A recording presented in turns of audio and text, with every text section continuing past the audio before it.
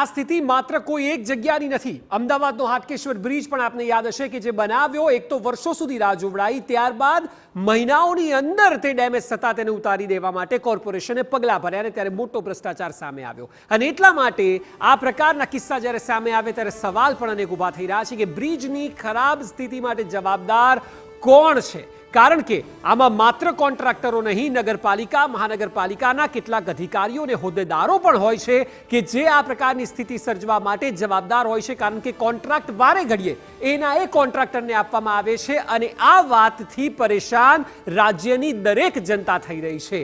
સવાલ એ છે કે શું બ્રિજ બાંધકામમાં ભ્રષ્ટાચાર થઈ રહ્યો છે? વાત માત્ર નાની નગરપાલિકા કે કોઈ પણ ગામડા કે જિલ્લાની નથી, પરંતુ શહેરોમાં પણ આવું થઈ રહ્યું છે।